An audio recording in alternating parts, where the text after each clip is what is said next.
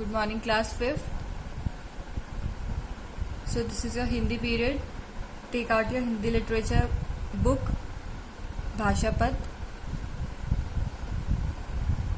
Open your Bhashapat book and come to page number 27. So we were reading this chapter, मेरी पढ़ाई आरंभ हुई. So today we will continue from here. चाचा ने उस पर निशाना लगाने को कहा.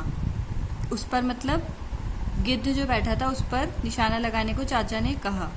वह काफ़ी ऊंचाई पर बैठा था और बंदूक के ऊपर करके निशाना लगाया जा सकता था. बंदूक पुराने ढंग की और वजनी थी. उसमें बारूद ऊपर से भरा जाता था. मौलवी साहब ने शायद पहले कभी बंदूक नहीं चलाई थी. उन्होंने करीब करीब बंदूक खड़ी करके निशाना लगाया. घोड़ा चटका, आवाज़ हुई और उधर गिद्ध के बदले मौलवी साहब धरती पर चारों खाने चित्त. बलदेव चाचा ने तुरंत आगे बढ़कर उनको संभाला, लड़कों से पानी मंगवाया और मुंह पर छींटे देकर उनको सावधान किया. 5-6 महीने के बाद दूसरे मौलवी साहब आए. ये नए मौलवी साहब एक कोठरी में रहा करते थे और सामने ओसरे में तख्त पर बैठकर हम लोग उनसे पढ़ा करते थे. मौलवी साहब कभी तख्त पर और कभी चारपाई पर बैठकर पढ़ाते थे. शाम को जल्दी छुट्टी पाने का एक अच्छा उपाय था. उन दिनों पढ़ने के लिए तेल डालकर दिया जलाया जाता था. यमुना भाई दिन को ही राख की छोटी सी पोटली बांधकर अपने पास रख लेते थे. जिस दिन दिए में तेल ज़्यादा दिखाई देता उस दिन बत्ती को उकसाने के बहाने छिपाकर रखी पोटली को दिए में रख देते थे. पोटली तेल सोख लेती और दिया ठंडा हो जाता था. इस पर मौलवी साहब नौकरानी पर नाराज़ होते कि तेल क्यों कम लाई. हम लोगों को पुस्तक बंद करने की आज्ञा होती. हमें छुट्टी मिल जाती. हम लोग तो थे ही. जब वो लोग सब कहाँ जा रहे थे वो लोग. एक दिन बातचीत के सिलसिले में मौलवी साहब ने बलदेव चाचा से क्या कहा था कि हम तो बंदूक से निशाना भी लगा सकते हैं. तब उन्हें साथ लेकर चाचा कहाँ गए थे? बाहर गए थे. तो बाहर कौन कौन गया था? मौलवी साहब थे. मौलवी साहब के 2 लड़के थे. वो सब क्या करते थे? उन लेखक के साथ ही वह पढ़ते थे और लेखक खुद तो था ही उनके साथ. बाहर पेड़ पर कौन बैठा था? एक गिद्ध बैठा था. जब वह बाहर गए चाचा ने उस पर निशाना लगाने को कहा. मौलवी साहब से क्या कहा चाचा ने कि उस गिद्ध पर निशाना लगाइए बंदूक से. वह काफ़ी ऊंचाई पर बैठा था और बंदूक ऊपर करके निशाना लगाया जा सकता था. गिद्ध जो था वो पेड़ पे काफ़ी ऊंचाई पर बैठा था तो बंदूक से निशाना इजीली लगाया जा सकता था. बंदूक पुराने ढंग की थी और वजनी थी. पुराने ढंग की मतलब पुराने टाइप की बंदूक थी वो और काफ़ी हैवी थी. वो बहुत वज़न था उस बंदूक में. उसमें बारूद ऊपर से भरा जाता था. बारूद क्या होता है चिल्ड्रन? बारूद वो होता है जो मतलब निशाना लगाने के काम आता है, जिसे बंदूक में भरते हैं निशाना लगाने के लिए. ओके, तो वो बारूद उसमें कहाँ से भरा जाता था? ऊपर से भरा जाता था. मौलवी साहब ने शायद पहले कभी बंदूक नहीं चलाई थी.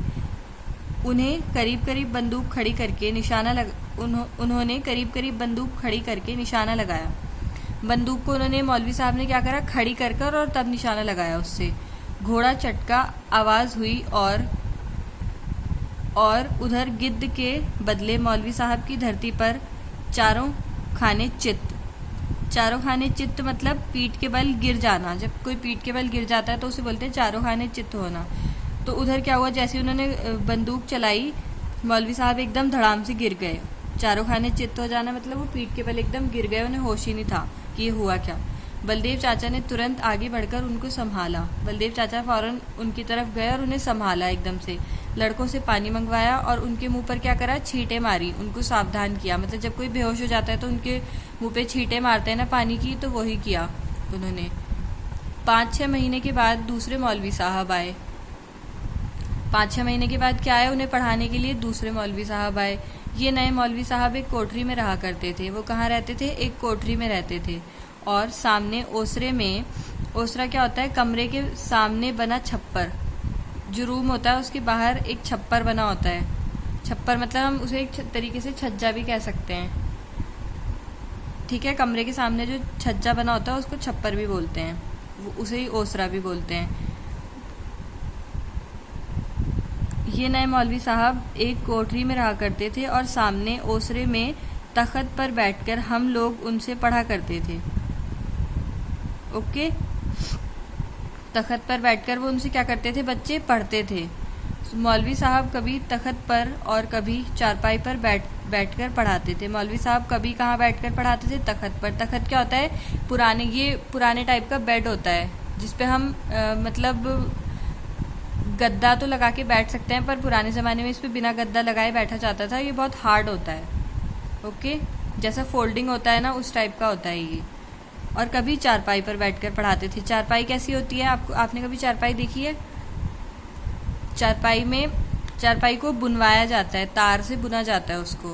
ओके, वो भी एक तरीके का पलंग होता है, बेड ही कह सकते हैं हम उसे। पहले इसी टाइप के बेड चलते थे। शाम को जल्दी छुट्टी पाने का एक अच्छा उपाय था। वो शाम को जल्दी छुट्टी पाने के लिए क्या करते थे, बहुत सारे उपाय ढूंढते थे कि हम कैसे जल्दी छुट्टी मिले हमें।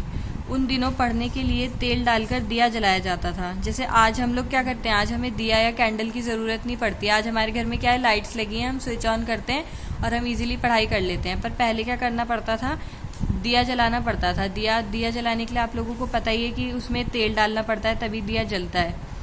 तो यमुना भाई दिन को ही राख की छोटी सी पोटली बांधकर अपने पास रख लेते थे। यमुना भाई क्या करते थे, दिन में ही राख की एक छोटी सी पोटली बनाकर, मतलब एक किसी कपड़े में राख को बंद करके बांध लो उसे, तो पोटली बन जाती है। अपने पास उसे क्या कर लेते थे, रख लेते थे दिन में ही। जिस दिन दिए में तेल ज़्यादा दिखाई देता, उस दिन बत्ती को उकसाने के बहाने छिपाकर रखी पोटली को दिए में रख देते थे। जिस दिन जब दिए में तेल ज़्यादा होगा क्लास, तो दिया ज़्यादा देर जलेगा। और जब ज़्यादा देर पढ़ेंगे अगर दिया ज़्यादा देर जलेगा तो उन्हें पढ़ाई कितनी देर करनी पड़ेगी, ज़्यादा देर करनी पड़ेगी। ओके, सो वो क्या करते थे, ताकि उन्हें पढ़ाई कम देर करनी पड़े, उसके लिए वो क्या करते थे कि वो जो पोटली होती थी, जब दिए में तेल बहुत ज़्यादा भरा होता था, वो पोटली उस पर डाल देते थे। ठीक है, जब उसमें डाल देंगे तो क्या होगा, वो पोटली तेल पी लेगी, तो तेल उसमें कम हो जाएगा और दिया क्या होगा, कम देर जलेगा। पोटली तेल सोख लेती और दिया ठंडा हो जाता था। पोटली तेल सोख लेती थी। जब हम कोई भी कपड़ा अगर तेल के अंदर डालेंगे तो वो कपड़ा तेल सोख ही लेगा ऑब्वियसली, तो वही होता था। ओके क्लास, तो दिया ठंडा हो जाता था का मतलब है कि दिया बुझ जाता था। इस पर मौलवी साहब नौकरानी पर नाराज़ होते थे कि तेल क्यों कम लाई। मौलवी साहब को क्या लगता था कि नौकरानी ने उसमें तेल कम भरा है, इस वजह से वो दिया जल्दी बुझ गया। तो वो अपनी नौकरानी पे, मतलब सर्वेंट पे वो होते थे, मतलब उस पर गुस्सा करते थे। हम लोगों को पुस्तक बंद करने की आज्ञा होती। जब दिया बुझ जाता था अंधेरे में, तो ऑब्वियसली कोई पढ़ाई कर नहीं सकता, तो उन लोगों को क्या आज्ञा मिलती थी कि वो अपनी बुक्स बंद कर दें, हमें छुट्टी मिल जाती, और उन्हें इस बहाने क्या हो जाता था, छुट्टी मिल जाती थी। सो क्लास, आई होप आप लोगों को ये चैप्टर अच्छे से क्लियर हो गया होगा। इस पार्ट को पढ़ के हमें क्या शिक्षा मिलती है, कुछ सीखने के लिए बहाना नहीं करना चाहिए, परिश्रम करना चाहिए, है ना। अगर हमें कभी कुछ सीखना है तो हमें कुछ सीखने के लिए क्या करना चाहिए, मेहनत करनी चाहिए उस चीज़ को सीखने के लिए। ये नहीं कि हमें कुछ चीज़ अगर नहीं आ रही है तो हम बहाने करके और उस चीज़ को कभी सीखने की कोशिश ही ना करें। हमें उस चीज़ को सीखना चाहिए, बहाना नहीं करना चाहिए। Okay, so class, please read along with me once again. चाचा ने उस पर निशाना लगाने को कहा। वह काफ़ी ऊंचाई पर बैठा था और बंदूक ऊपर करके निशाना लगाया जा सकता था। बंदूक पुराने ढंग की और वजनी थी। उसमें बारूद ऊपर से भरा जाता था। मौलवी साहब ने शायद पहले कभी बंदूक नहीं चलाई थी। उन्होंने करीब करीब बंदूक खड़ी करके निशाना लगाया। घोड़ा चटका आवाज़ हुई और उधर गिद्ध के बदले मौलवी साहब धरती पर चारों खाने चित। बलदेव चाचा ने तुरंत आगे बढ़कर उनको संभाला, लड़कों से पानी मंगवाया और मुंह पर छींटे देकर उनको सावधान किया। 5-6 महीने के बाद दूसरे मौलवी साहब आए। ये नए मौलवी साहब एक कोठरी में रहा करते थे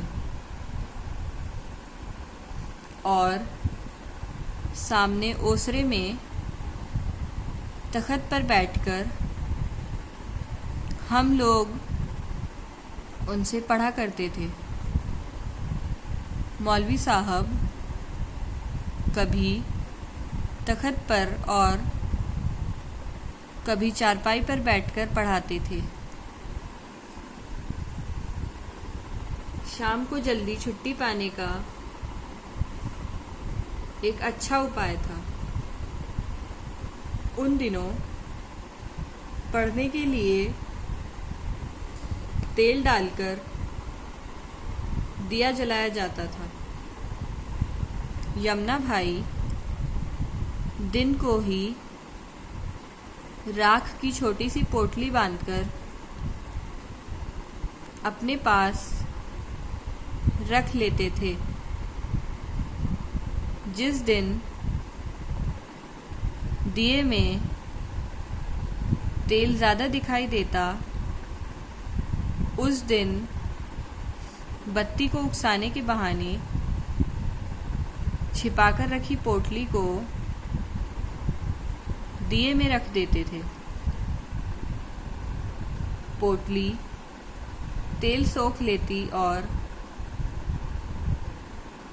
दिया ठंडा हो जाता था। इस पर मौलवी साहब नौकरानी पर नाराज होते कि तेल क्यों कम लाई। हम लोगों को पुस्तक बंद करने की आज्ञा होती, हमें छुट्टी मिल जाती। Okay, so now class, our chapter is over. So that's all for today's class. We'll meet in next class. Okay, that's all for today. Okay class, bye bye, take care.